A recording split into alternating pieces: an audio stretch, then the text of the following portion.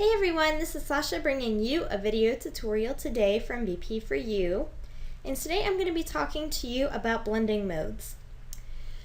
So blending modes can be extremely complicated, or they can be really amazing for different results to your photos.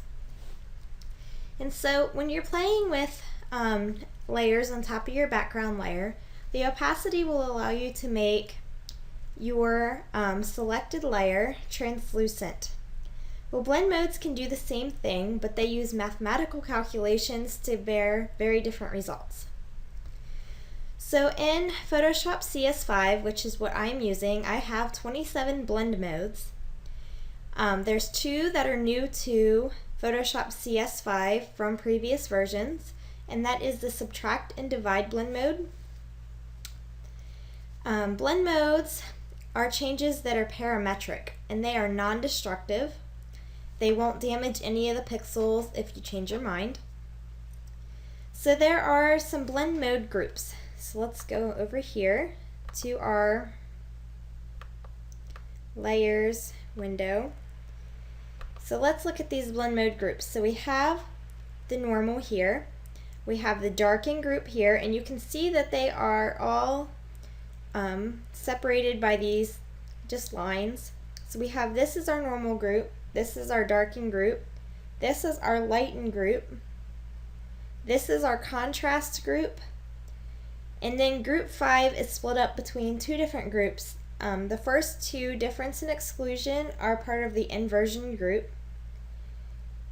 Subtract and divide are part of the cancellation group, and this last group here is component. That is the component group. So each one of these blend mode layers here has a keyboard shortcut. So the keyboard shortcut would be Shift and Option, or Shift and Alt. Normal is N. Dissolve is I, darken is K, multiply is M, and this would be, for me it would be Shift Alt M. If you are on a Mac, it would be Shift Option M. Color burn is B, linear burn is A, darker color does not have a keyboard shortcut. Lighten is G, screen is S, color dodge is D, linear dodge is W, lighter color does not have a keyboard shortcut. Overlay is O, soft light is F, hard light is H, vivid light is V, linear light is J, pen light is Z, hard mix is L, difference is E, exclusion is X, subtract and divide do not have keyboard shortcuts. Hue is U, like umbrella, saturation is T, color is C, and Y is luminosity. And so those can be good to know if you are really into the keyboard shortcuts and you know exactly what blend mode that you are planning to use. The most common blend modes are multiply, screen, overlay, and soft light. Each blend mode here in this darken group is the opposite to the blend mode in the lighten group. And so darken and lighten are complete opposites. Multiply and screen are complete opposites. Color burn and color dodge are complete opposites, and so on. Then we have what is known as the special 8 blend modes. Now, for any of you who have taken the time to go ahead and watch the text video before seeing this one, you know that we talked a little bit about fill and opacity, and we saw that when we went ahead and we added a drop shadow and we beveled and embossed our picture, we were able to use this fill light, this fill opacity here to create kind of a unique looking effect that we couldn't achieve with opacity but most of the time opacity and fill look pretty much identical. Well, with these special 8 blend modes, they behave differently when opacity is used versus the fill opacity. For all of the other blend modes, the other 20 or 19, they will act the same to both the fill and the opacity. So for the special 8, a 40% opacity will look completely different than a 40% fill opacity. The reason why this is important to know is because it can extend the capabilities of the blend modes and make them and allow them to do even more than what they already do. So the special 8 is color burn, linear burn, color dodge, linear dodge, vivid light, linear light, hard mix, and difference. So it's important to kind of keep those in mind as you're going through your workflow. So when we click on a levels layer, we see here that our histogram goes from the value 0 to 255. When all of the math that goes into the blend modes is standardized, the values instead range from 0 to 1.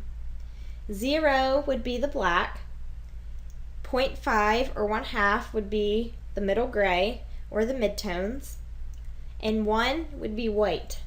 This is how Photoshop does all of its calculating for the blend modes to determine how the blend modes should look.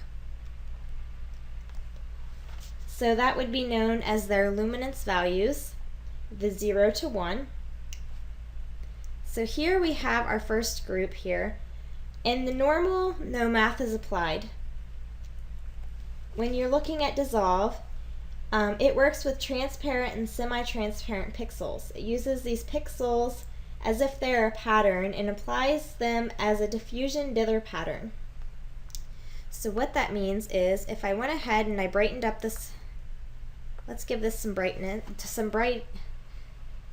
let's brighten this a little bit, and we're going to merge these two layers. We're going to go ahead and use this dissolve layer, and we are going to lower the opacity. You can see this diffusion dither pattern on the photo where we have added the brightness and we're lowering the opacity. So you can see now this pattern that has appeared over my photo. It kind of looks a little bit noisy and could be used in different ways. I'm going to go ahead and delete that. So next we have our darken group, which is this group here. So the darken blend mode keeps the darker values of all the layers. So let's go ahead and we can add a new fill layer.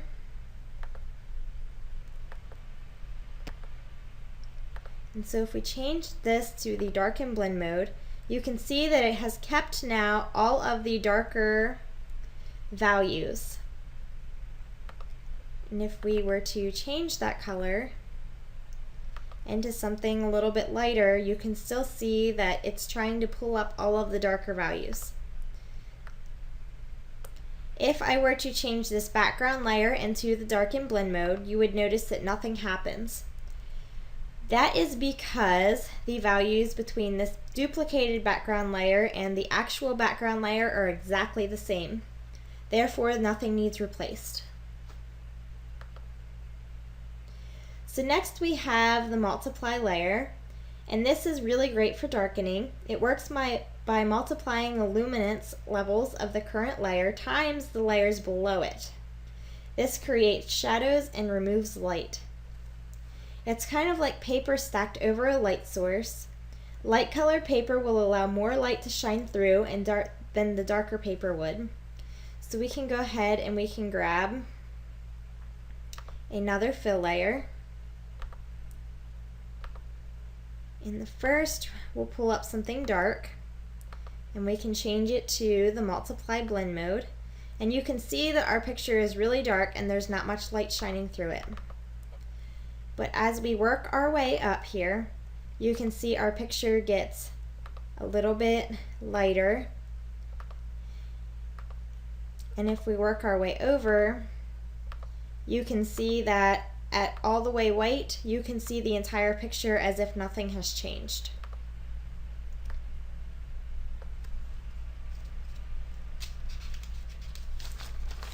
So next we have the color burn blend mode. This one's darker than the multiply blend mode with very saturated midtones, and this one is also part of the Special 8. So here we have our background layer that we duplicated, and we added this color burn layer. So I'm going to pull on over to the history panel here, and let's lower the opacity of this by 50%. And we're going to go ahead and take a snapshot. I'm going to pull that back up, and I'm going to lower the fill opacity of this at 50%, and I'm going to take a snapshot so we can compare the two. Because remember, this one is part of the Special 8. So this is lowering the regular opacity, and this is lowering the fill opacity. So you can see the difference there in the darker colors and the blacks. So the next blend mode that we have is linear burn. And this one is darker than multiply, but it's less saturated than the color burn. And it's also part of the Special 8. So we're going to go ahead and let's apply this linear burn. And again, we will lower the opacity by 50%. And we'll grab a snapshot. And then we'll pull this up. And we can lower the fill opacity to 50% and take a snapshot. So we're working on snapshots 3 and 4, so you can see here the difference between the fill and the regular opacities.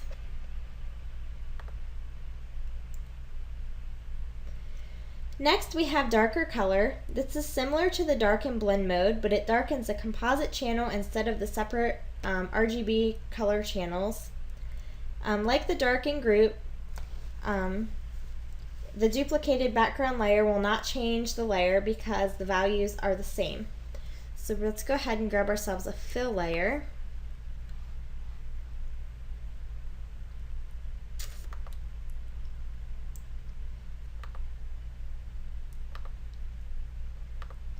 And we're going to change this to the darker color mode.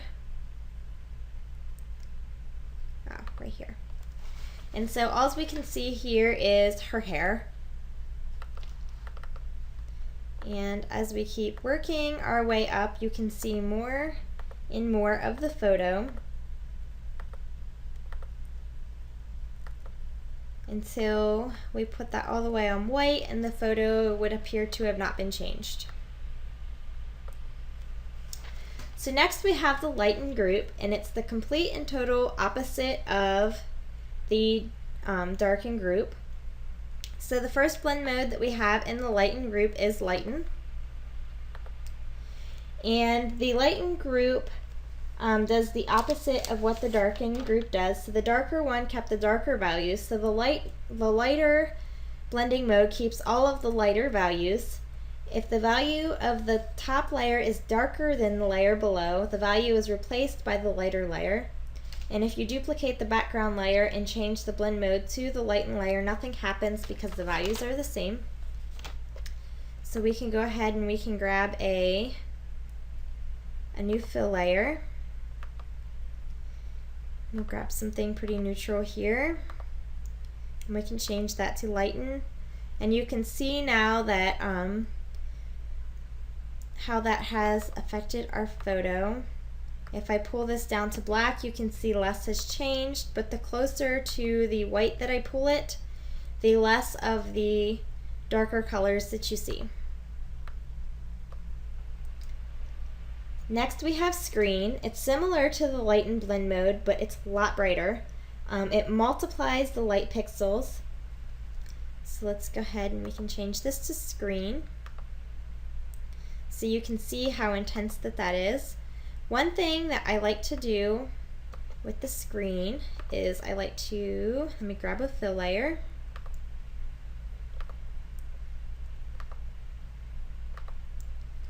I like to use this to make a little bit of a haze, and I definitely have to turn down my opacity when I do that, but you can see here the kind of hazy effect that it gives to photos, and sometimes that can be really awesome to have. So next we have color dodge. It's also part of the Special 8. It's brighter than screen, it's very intense, it's very contrasty, very saturated midtones and extremely blown highlights. So let's go ahead and let's apply that color dodge blend mode. So you can see here that we really don't have much photo left. We can see a smidge of our water, a little bit of the girl here. She doesn't really have a middle. It's like a floating head and part of a body. Extremely blown. So we can try here to lower the opacity, because it's part of the Special 8, to 50%. And we're going to make snapshot 5 here. And then we are going to lower the fill to 50%. And we'll grab another snapshot. And so you can see the difference there between the two. The fill really keeps its values, whereas just the opacity lowering, because it's letting the background layer shine through, you're losing some of the advantages to the blend mode itself. So I'm going to go ahead and delete that layer. The next one we have here is linear dodge. It's even brighter than color dodge, but it's less saturated and it's less intense. And this one adds the luminance levels together. So we can go ahead and duplicate our background layer, and we're going to add the linear dodge. So here we pretty much get just a bright white.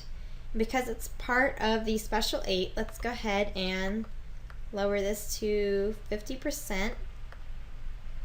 Try to get it right there on the dot.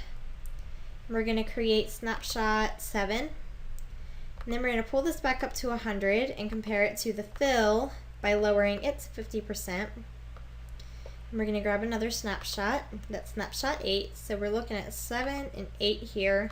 And you can see the difference now between the fill and the opacity.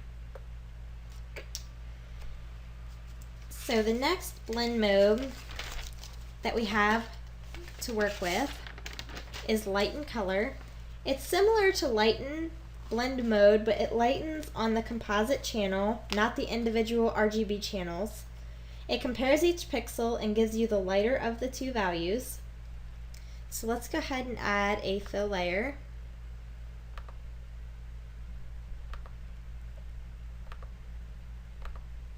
Let's grab something kind of purple. And we will change this to the lighten color blend mode. And so you can see that all of the darker values here are replaced with our purple color, and all of our lighter values are similar to what they should be. So we'll go ahead and delete that.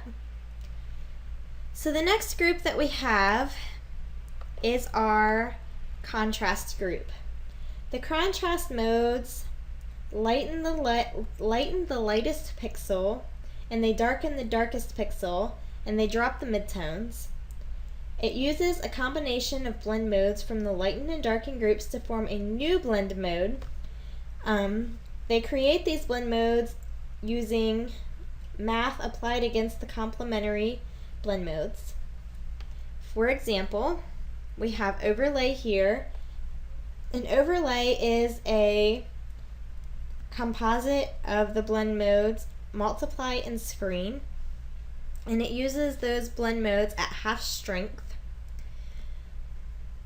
The difference between the blend mode overlay and the other blend modes that are in the contrast group is it makes the calculations based on the brightness of the layers below the selected layer that we're working on.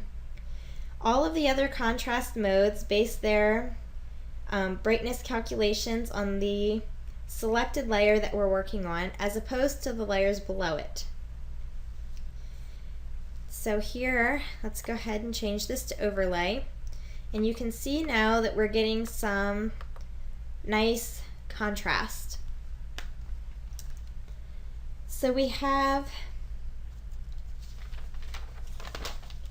the next blend mode we have is called Soft Light, and it uses the blend modes screen and multiply at half strength to create the soft light effect. And it's similar to the overlay blend mode, but it has a softer effect. So you can see here. This is probably the most common blend mode used in photography, is the soft light blend mode. A lot of people like to go ahead and use the soft light blend mode on a background copy to add some nice contrast. It adds almost the perfect amount. Next we have the hard light blend mode, and it's a combination of the linear dodge and linear burn blend modes taken at half strength. It's similar to overlay, but it favors the selected layer, and it's more intense than overlay. So we can go ahead and look at the hard light. The next one we have is vivid light, and it is a mixture of the color dodge and color burn blending modes at half strength. It's similar to hard mix, only it's a more extreme effect. So let's go ahead and add on the vivid light. And the vivid light is part of the Special 8 as well, so we can lower the fill opacity versus the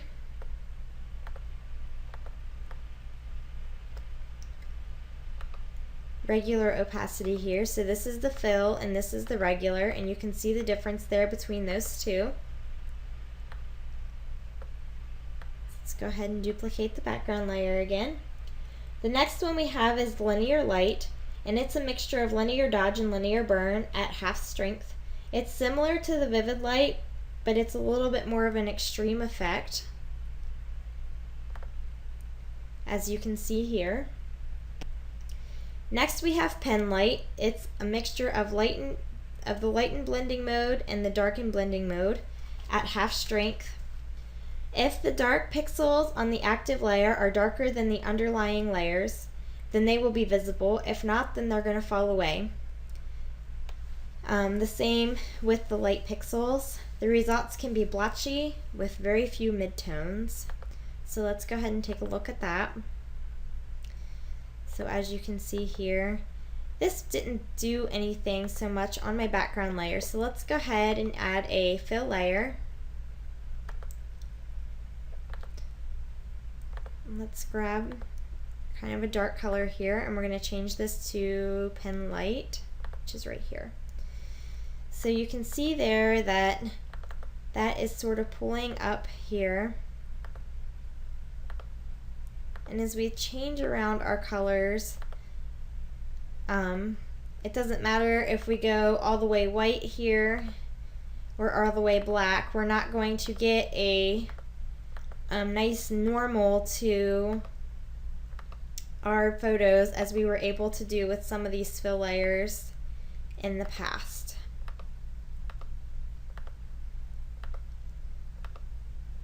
Unless you go to gray. So this is still not quite the same. You can see here that it kind of pulls in our water and it takes away all of the highlights. But this is about as close to the normal, I think, as you're probably going to get. So this can be a really interesting effect because, as you can see, it really is pulling in those highlights. So if you wanted to reduce highlights, then maybe pen light could be ideal for the kind of photo that you're using. Next we have hard mix. Hard mix is part of the Special 8. It uses linear light to set a threshold for every RGB color channel. Then a composite channel is created. You can see up to 8 colors when you look at your photo. You'll see red, green, blue, cyan, magenta, yellow, black, and or white. So let's go ahead and create this. And you can see here that we're only seeing those colors. So the fun thing about this fill opacity is when I reduce the regular opacity, it still looks pretty crazy. So let's go ahead and reduce the fill opacity.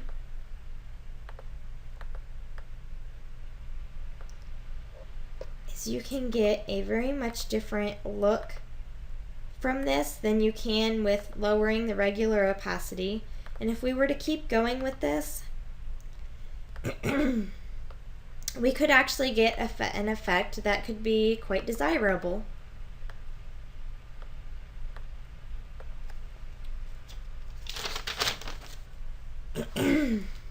Excuse me. The next group that we have is the inversion group, and that is right here. So we have difference, and similar colors will cancel each other out and the results will be black. So if I go ahead and I do this on my duplicated background layer, I'm only going to get black because these the background and the background copy are exactly the same. So it subtracts a pixel on the selected layer minus the equivalent pixel in the layer underneath, which will produce an absolute number and the absolute number will never be negative, and if it is negative, it turns it into a positive. The blacks never get inverted, and the white inverts absolutely, and all the other colors go on a channel by channel basis. And so let's go ahead and not do it to the background layer, and let's grab a new fill layer. Let's choose a color, and we can click on difference, and you can see now that it completely changes the colors of the photo. So here, let's compare our special 8 to regular opacity.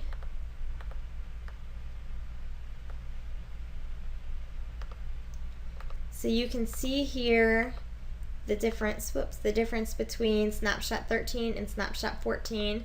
This one is the fill opacity and this one is the regular opacity. Next we have exclusion. It is pretty much exactly the same as difference, except when the colors cancel themselves out on this duplicated background layer, the results are more gray. So next, let's move on to the subtract. So when we do the subtract, again, it's similar to the difference, but the white doesn't convert to an absolute. So we could go ahead now and we can add a new fill layer.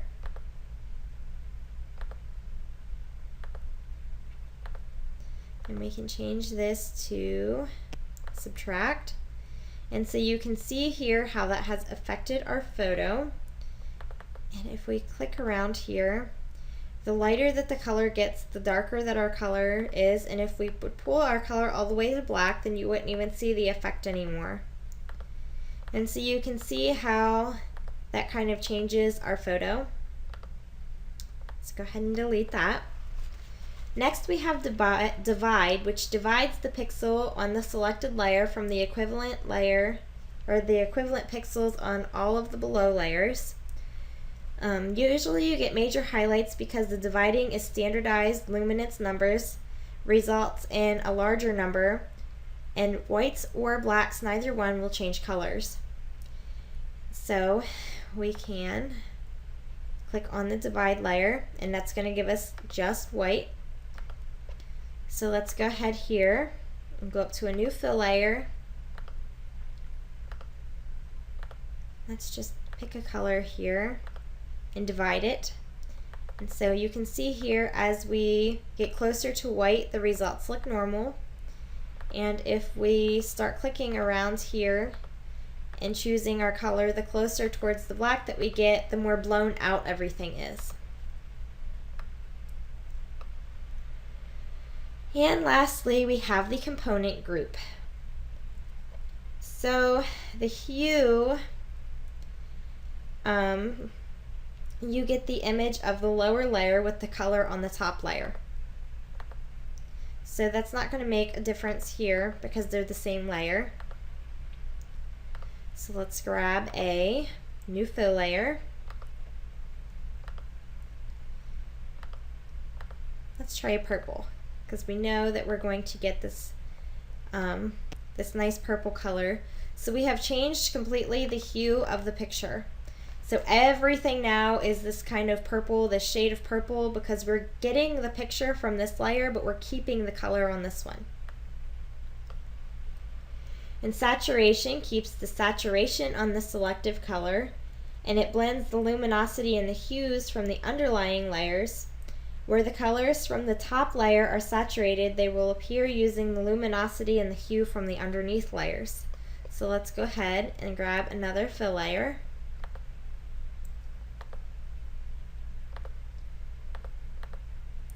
And we're going to change this to saturation. And so you can see here now that we have got some super crazy colors going on, but it can be pretty fun at the same time. So then we have the color blending mode. And the color blending mode keeps the color of the selected layer, and it blends the hue and saturation of the selected layer with the luminance of the lower layers. It's an easy way to go ahead and change the color of your image. So let's go ahead again and add a fill layer. Let's do this, something pretty. And we're going to change it to the color blending mode. And so once again, sort of like the hue, we have changed the color, only this is more intense. Last but not least, we have the luminosity, and it keeps the luminance of the selected layer, and it blends with the hue and saturation of all the layers below, and the colors replace the selective layers. So let's go ahead and make a new fill layer.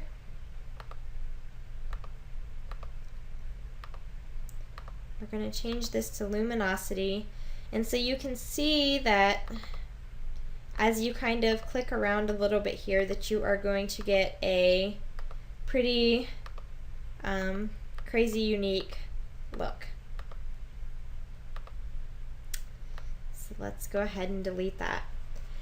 So the blending modes can sound really complicated, but as you get to know them and as you start playing with them, they can be so much fun in changing the way that your picture looks from start to finish. You can really get an in-depth, awesome idea of different things that you can do with your photos by being able to play with the blending modes. It gives you so much control and so much freedom to really be able to get in there and do things that wouldn't otherwise be possible without the blending modes. So thank you so much for watching this video tutorial. Happy editing, everyone!